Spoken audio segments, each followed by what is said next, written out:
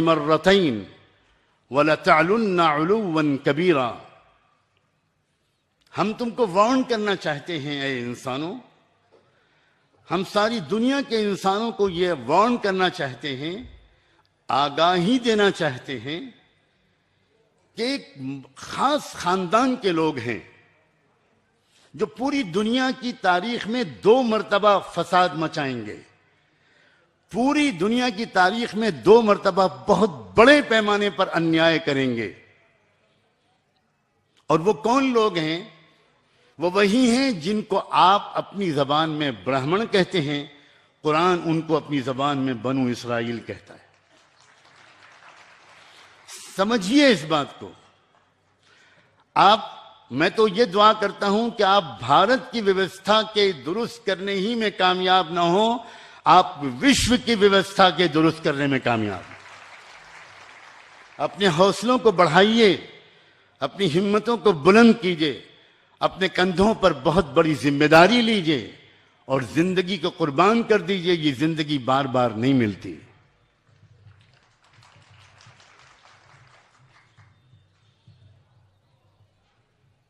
Israel यह अरबी जबान का शब्द है, कहा जाता है ये असल में हिब्रू जबान का लफ्ज है। ये एक खानदान था, बहुत अच्छे लोग थे ऊपर, इसमें बहुत अच्छे लोग थे, लेकिन उसके बाद उनकी संतानें बिगड़ी और उनके अंदर कुछ खास चीजें आईं। कॉन्स्पिरेसी करना, एक्सप्लॉयटेशन, सारी रिसोर्सेस को अपने हित में इस्तेमाल करना, दुनिया की कौमों को आपस में लड़ाना, बिला वजह की जंगें दुनिया के अंदर पैदा करके विश्व शांति को भंग करना और दुनिया को नॉन इश्यूज में उलझाए रखना। जो रियल इश्यूज हैं दुनिया के, उन रियल इश्यूज के बजाय नॉन इश्यूज पूरी दुनिया पे छाए रहें, पूरी दुनिया के पॉलिटिक्स पर छाए रहें, पूरी दुनिया के एजुकेशनल सिस्टम पे छाए रहें, पूरी दुनिया के मस्तिष्क पे छाए रहें, पूरी दुनिया की साइकोलॉजी पर छाए रहें। एक फन है, एक आर्ट है, एक कला है। अब जरा गौर तो करें, 1947 में कहा जाता है कि भारत आजाद हुआ। यहां शायद हम में से कोई भी नहीं मानता होगा कि भारत वाकई आजाद देश। मेश्राम जी ने भी जब आजाद कहा था तो कथित आजादी कहा था। मैंने इसको मार्क किया था, सो कॉल्ड। कैसी आजादी है कि चावल हमारे देश में कितने भाव में बिकेगा ये वर्ल्ड बैंक तय करता है। नीम हमारे देश में कब बिकेगा कि नहीं बिकेगा, उसका पेटेंट होगा कि नहीं होगा, यह IMF तय करता है। हम सेक्स एजुकेशन अपने बच्चों को देंगे, ये UNO तय करती है। हम आजाद किधर से हो गए मेरी समझ में नहीं आता। आजादी नहीं थी वो असल में आए थे ब्राह्मण लोग बाहर से। मेरे शब्दों पर गौर करना, मैं नहीं कह रहा हूं कि ब्रिटिशर्स आए थे, मैं नहीं कह रहा हूं कि अंग्रेज आए थे, मैं कह रहा हूं कि ब्राह्मण्स आए थे।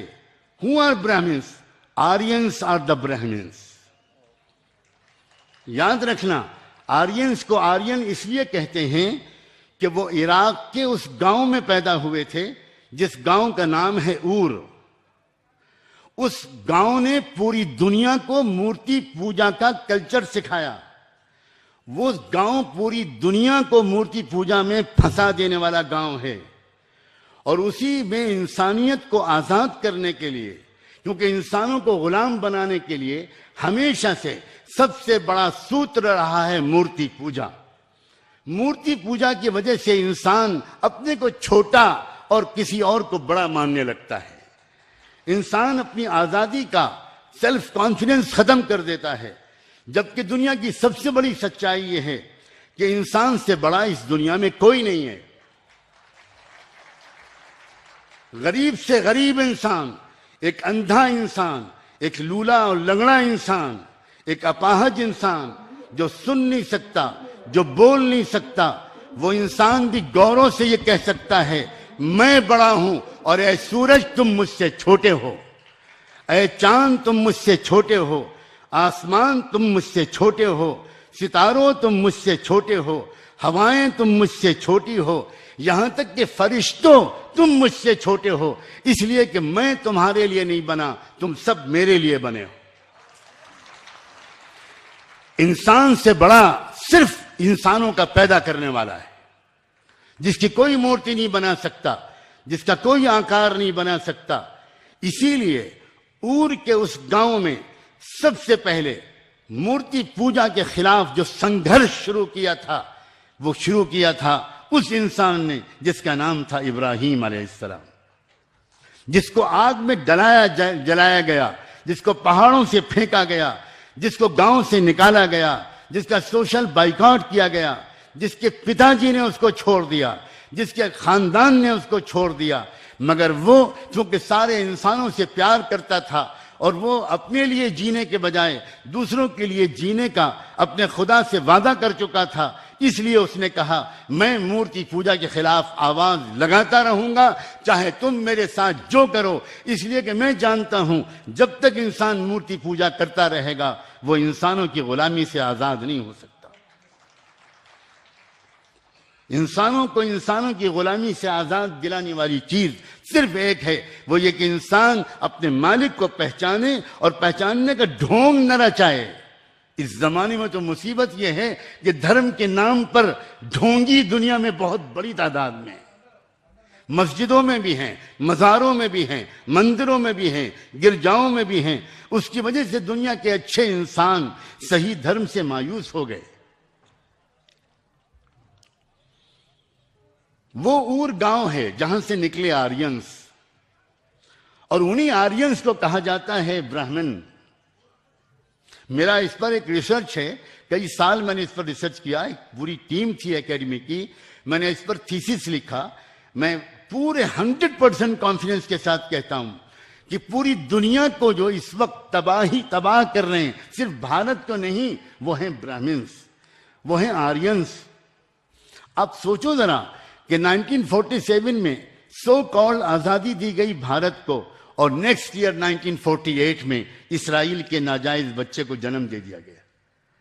ये कोई कोइंसिडेंस नहीं है, ये पूरी दुनिया के ब्राह्मण्स का एक सोचा समझा एक वर्ल्ड ऑर्डर लाने का एक तरीका था।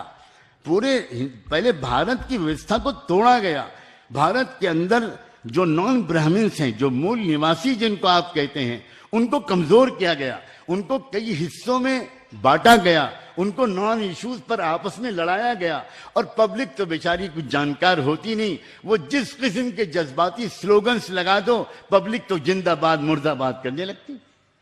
मैंने कितनी पॉलिटिकल रैलीज में, जब मैं यंग स्टूडेंट था, तो जब पॉलिटिकल रैलीज निकलती थी तो मैं देखता था, इत्तेफाक से मेरा जो घर और मेरा जो मदरसे का बीच का रास्ता था, उसी में ज्यादातर बहुत बड़ा ग्राउंड था, सारी पॉलिटिकल रैलीज उसी में होती थी। तो मैं देखता था कि पिछले हफ्ते जो लोग पिछली फला पार्टी की रैली में आए हैं, वही लोग आज उसकी अपोजिशन पार्टी की रैली में आए और बड़े जोर से नारा लगा रहे।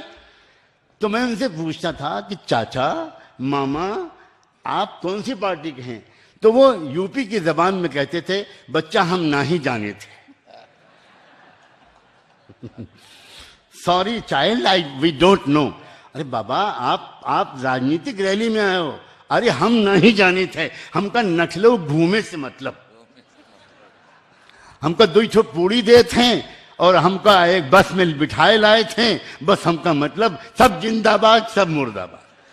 यह है डेमोक्रेटिक सिस्टम, यह है पार्लियामानी डेमोक्रेटिक सिस्टम, सब जिंदाबाद सब मुर्दाबाद। पढ़े लिखे लोग कौन से रैली में आते हैं और पढ़े लिखे लोग कौन सा वोट डालने के लिए लाइन में लगते हैं? जो वोट डालते हैं वो बेचारी वही जनता है जो सब जिंदाबाद और सब मुर्दाबाद। उनको लखनऊ घुमा दो और उसके बाद शराब पिला दो, जाके वोट डाल देंगे। ये एक सोचा समझा एक प्लान था जिसके तहत, जैसे कभी इन्होंने कहा कि ब्राह्मण राष्ट्र बनाया गया, एक बाकायदा सोचा समझा मंसूबा था। आखिर क्यों